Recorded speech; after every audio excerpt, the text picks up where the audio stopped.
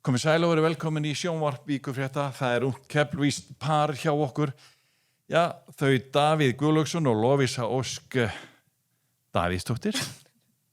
Verið velkomin. Takk fyrir. Og þið voruð í óvæntum og ekkert mjög skemmtilegum ævintýrum í Dubai. Sem að segja okkur aðeins, hvernig stóð því að þið voruð í Dubai þegar sprengjum fór að rigna háloftin? Viltu ekki bara byrja? Já, við förum út, systir mín er búin að vera í heimsreisu síðan 1. janúar. Förum út og ætlum að heimsækja hana og kærastinn hennar í Bali bara. Og erum bara að millilenda og leiðinni heim. Í Dubai? Já, þetta á að vera stutt stopp. Lendum nóttina og farin kvöldi daginn eftir. Já. Þannig var uppálega markmiði. Já. En það breytist? Já, við erum bara þarna í Dubai í raun og veru fyrsta daginn að drepa tíman, erum í mólinu og svo hvað er hádeginu þá ætlum við að fara að koma okkur út á flugvöll. Já. Og þá er bara búið að stoppa allt. Fáum ekki að fara út á flugvöll og engin veit neitt. Fáum ekki skilaboð þannig séð, svo förum við bara á netið og sjáum þetta sjálf. Og það var komið stríð? Það var bara stríð. Já. Við förum bara og bókum 2 nætur á öðru hóteli þá. Þetta var orðið uppbókað.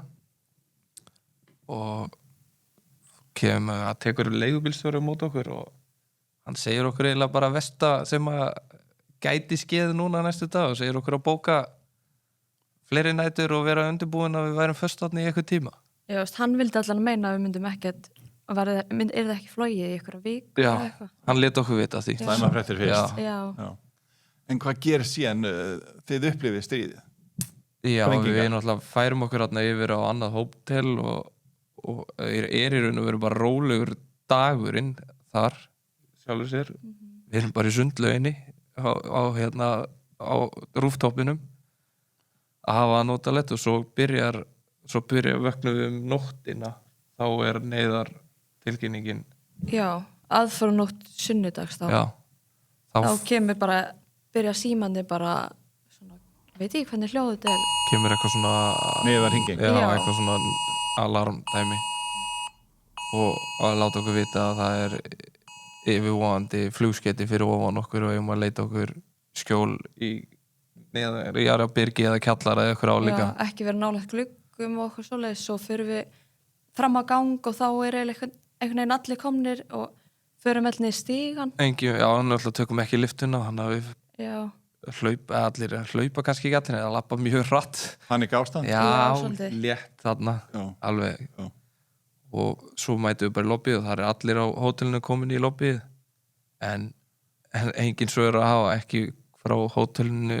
Náttúrulega vissi engin neitt og við vorum ekkert að fá eitthvað í síman, bara eitthvað allt í góðu eða eitthvað þannig að við ákveðum að fara bara aftur upp.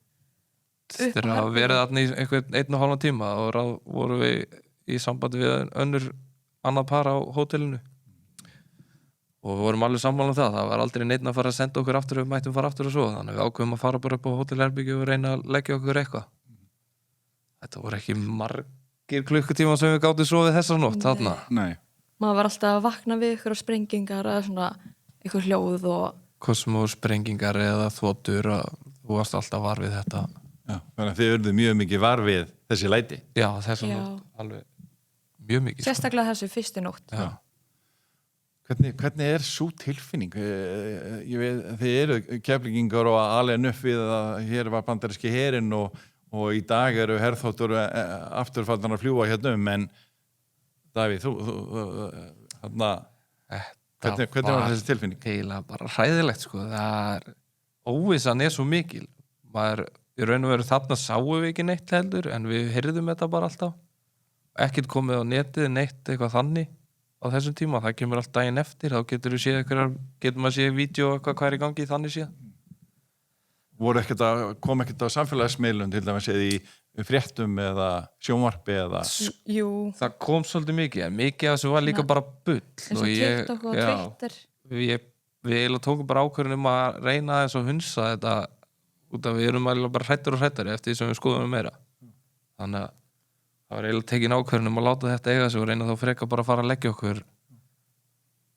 Sem þið náðu að gera eitthvað? Já, eitthvað aðeins, ekki mikið, mjög lítið.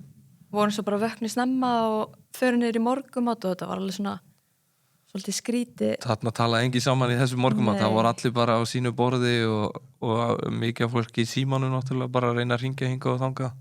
Fólk var á fréttir Og hvað gerðu þið eftir morgumat? Þarna reyndu við bara að bíða og slaka á, sko. Við náttúrulega reyndum að ringja í þjónustuna hérna heima fyrir og spyrja hvort það væri eitthvað.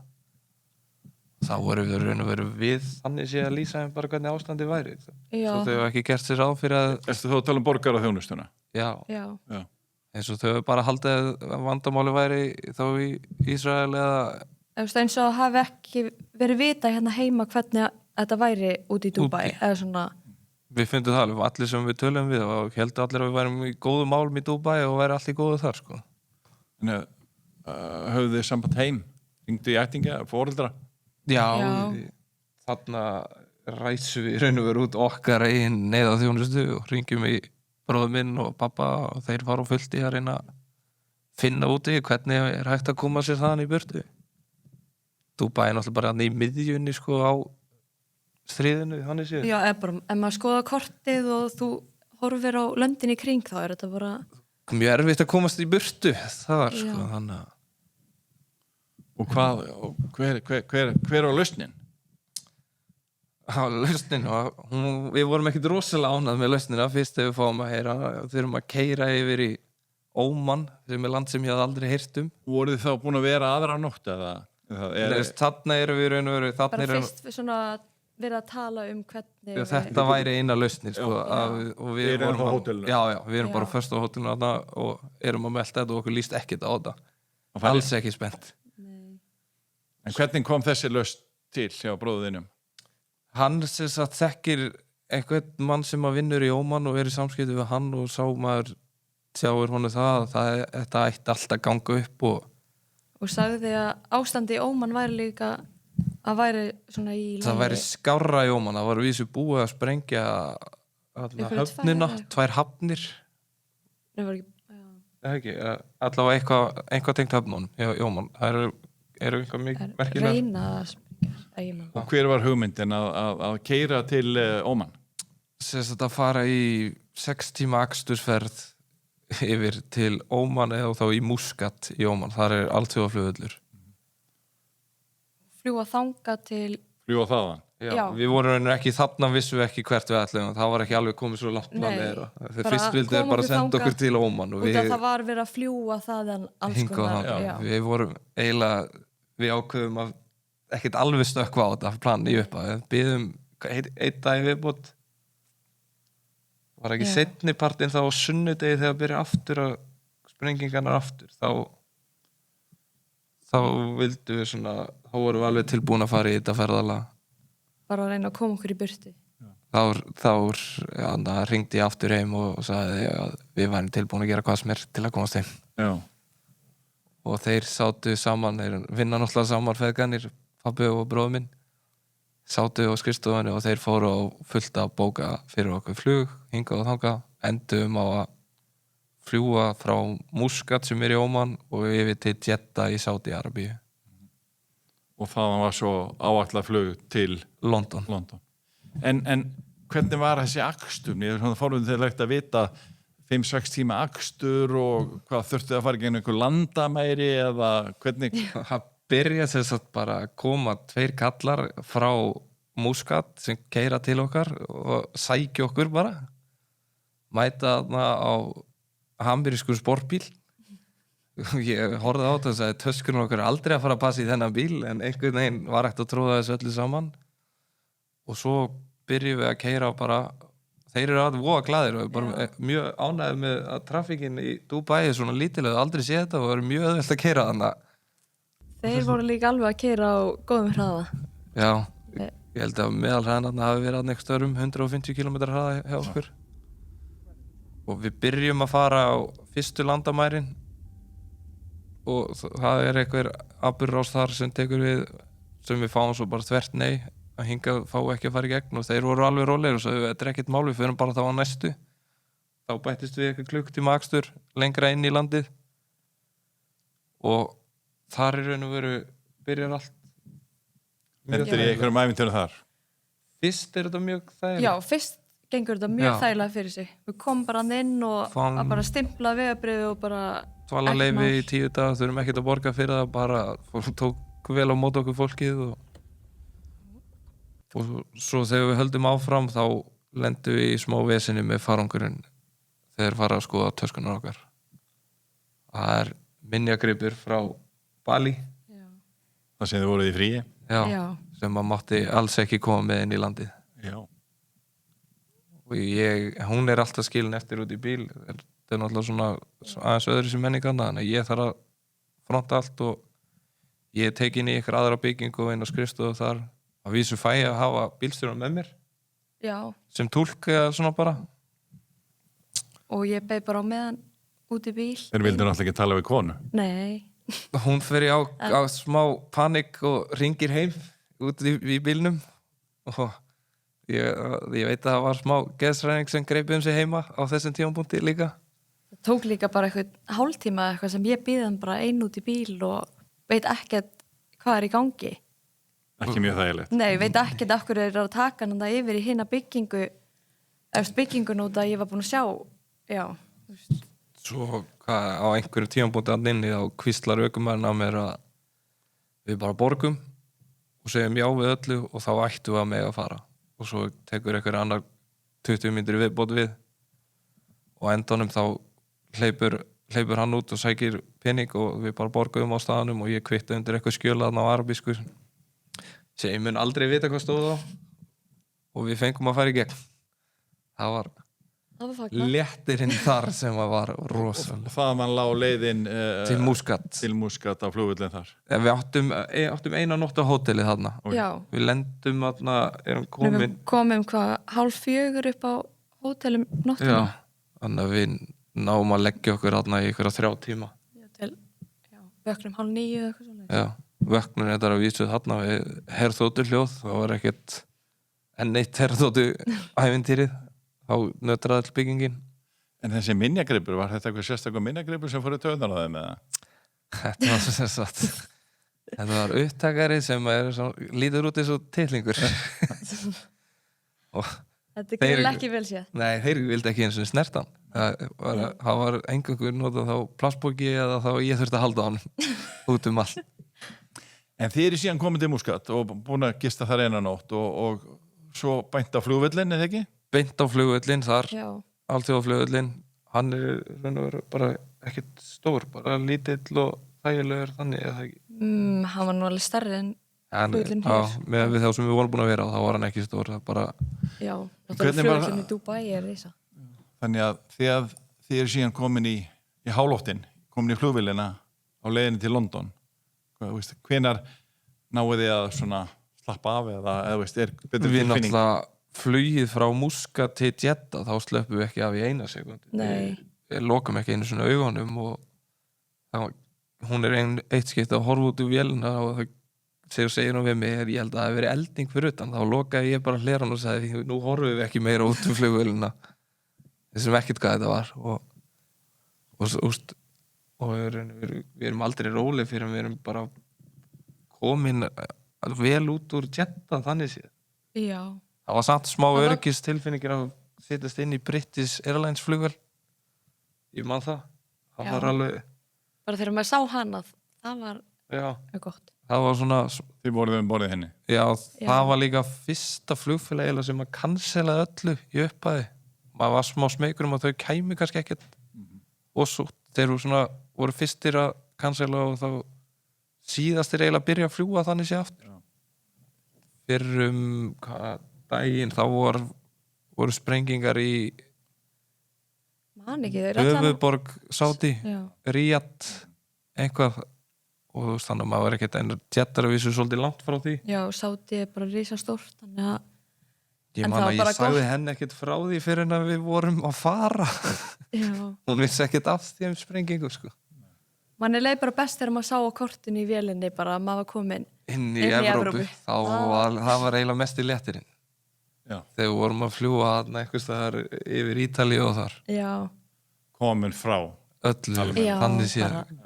Tala nú ekki eftir að Kýpur og að byrja að blandast inn í þetta og þar sko. Það var... Þannig að en þið náðu að kveðja bílstjórna og þeir hjálpa ykkur, þetta var svona kannski lykilatriði að koma ykkur. Þetta var stærsta óvissi þátturinn í þessu öllu saman að Kom guð þangað. já, og eiginlega bara hvernig kallar kæmu að segja ykkur, við hefum náttúrulega ekki hugmynd og En hvernig svona þannig að ykkur leiðir ekkert vel fyrst fyrir en þið eru komin í Evrópu, sjáu að þið séu komin í Evrópu. já, ég myndi Já. segja það. En það var alveg mikill léttir samt að vera komin til Sádi, fannst mér, eða svona Já, aðeins já. svona, Það var alveg Já. svona, Á leiðinni í flug. þá Já, veit maður og- að þetta er að hafast og maður var alltaf að fylgjast með hvort það væri nokkuð búið að cancela fluginu eða eitthvað svoleiðis.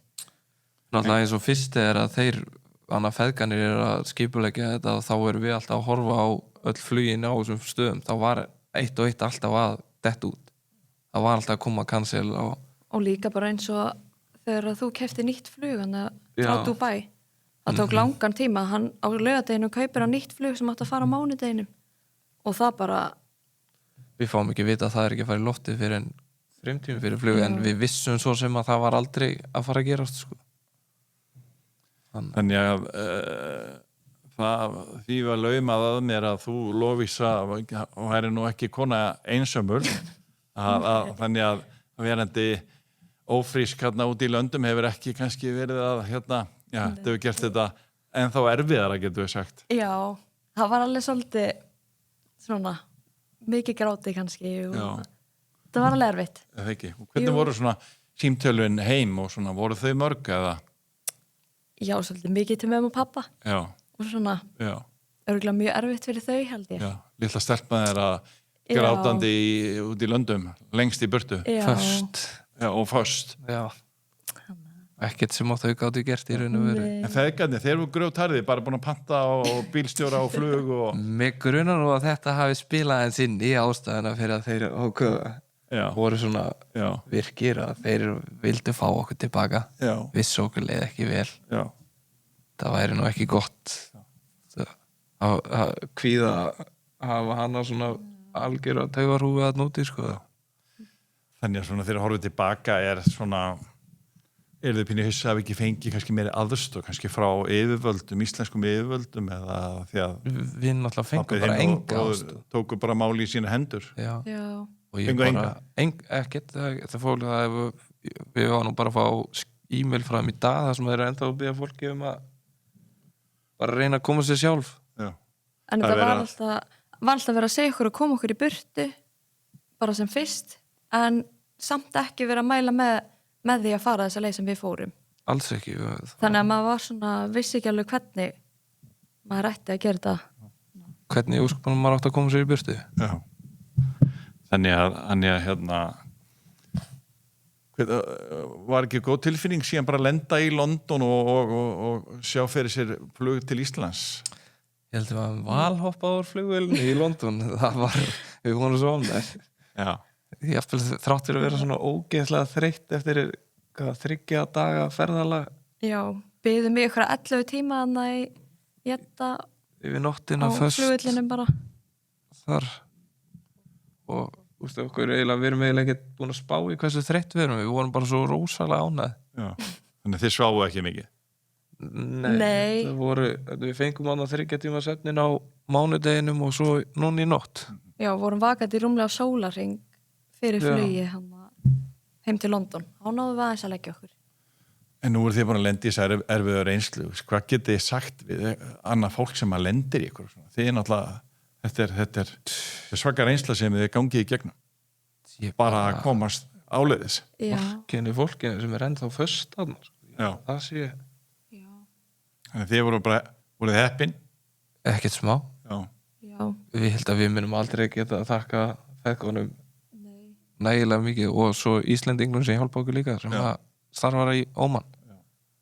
Það var reynda líka fullt af fólki sem hafði samband við okkur svo á leiðinu og að tilbúa að hjálpa ótrúlega margir Já. Íslendingur stattur í þannig að Sádi. í Jeddah sem að vildi hjálpa okkur gera allt fyrir okkur og fleiri svo í Óman þegar þeir fréttu að við erum á leiðinu þarna ef það er eitthvað vesend þá voru fullt af fólki tilbúa að hjálpa. En við erum bara ótrúlega heppin hvað þetta gekk í rauninni bara vel ferðalagi eða þú veist, svona, það var náttúrulega mjög langt en fyrir utan þetta landamæra Vissin, þá, var ekkert annað, þannig sé sko. Já, þetta er svaka lífsreynsla. Þetta Já. það, já, alveg 100%. Já. Við erum líklegast aldrei lendið í þessu að vera föst í miður stríði. Það held ég ekki, vona ekki. Þetta verður kannski heldur ekkert efstu óskalistanum að fara aftur til Dubai eða til þessara landa. Ég þekki eina sem að ætla bara að ferðast í Evrópu hér eftir. Eins og staðan er núna. maður er ekki spenntur að fara í eitthvað langt ferðalega eftir þetta. Nei. Það er svona. Ég held að það sé nokkuð ljóst að við höldum okkur þá bara við eitthvað spánaferði í sumar sko. Hvernig var að leggjast að koddan heima á Íslandi? Var fögnuður fjölskyldan að taka mót ykkur? Já. Það var fólki keftist við að fá að koma að sækja okkur, við hefum aldrei lent í því áður. Það vildi allir koma að ná í okkur en það var bara léttir. Já. Þá var þetta svona loksins alveg búið. Já. Þá voru konið í 3,5 sólarhring. Já. Á ferðalagi? Já. Það er svolítið mikið. Aldrei liðið vel. Það var Já. ekki ferðalagi í einhverju skemmtiferði eða eitthvað svoleiðis. Þetta var alltaf eitthvað svona. Og líka bara 3,5 sólarhring það sem maður var ekki að stoppa og gista á hóteli eða eitthvað svoleiðis. Jú, hann að fyrstu nóttina. Já, feng náðu að leggja okkur Já. í þessu í 3 tíma. En svo var restin bara byggð á flugvelli og Náttúrulega í þessu ástandi höfðum engan áhuga þótt að það hafi verið 10 tímar að nýtjeta okkur langaði ekkert af flugvellinum á eitthvað hótel í burtu. Við vildum bara já. helst komast inn fyrir öryggisliðið sem fyrst sko. Það var, Voru eitthvað fleiri Íslendingar á ferð þarna sem þið hittuð? nei, Nei. Það voru aldrei Bretar sem sátu við hliðina á okkur í vélinni og fóru nákvæmlega sömu leið og við. tók alveg samanleikin. Já. En er þið svona, hvað getum við sagt? Er þið búin að jafna ykkur? Þið búin að koma heim núna og það er 50 dagur og þið er búin að vera heima í hvað? Sólarhring eða rúmlega það? Við lentum 12 í gærkvöldi. Já, 12 mínútur. Miðnætti. Já. Konur- Þannig að þið eru bara rétt að jafna ykkur Já. og valla það? Við erum bara svona held ég ennþá smá átt okkur á þessu sko. Já. Bara búin að vera í einhverju svona hálfgerðu survival og ham núna í 3 daga.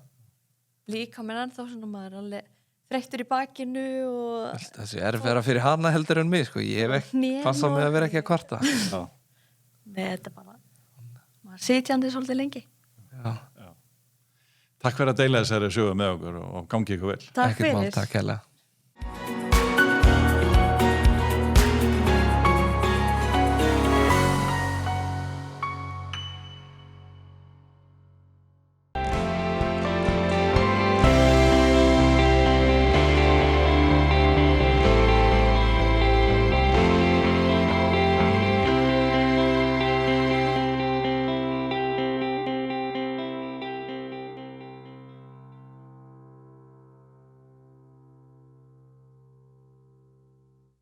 Verið velkomin í Hljómahöll, þar sem er fullkomin aðstaða fyrir árshátíðir, veislur, ráðstefnur og viðburði af öllum stærðum og gerðum. Við þjónustum þinn viðburð frá A til Ö. Nánari upplýsingar á hljómahöll.is.